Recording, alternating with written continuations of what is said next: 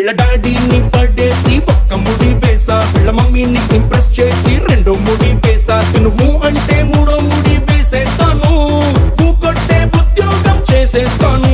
Hello గుర్రు ప్రేమ కోసమే నా గుండెల్లో కట్ట ప్రేమ దేశమే.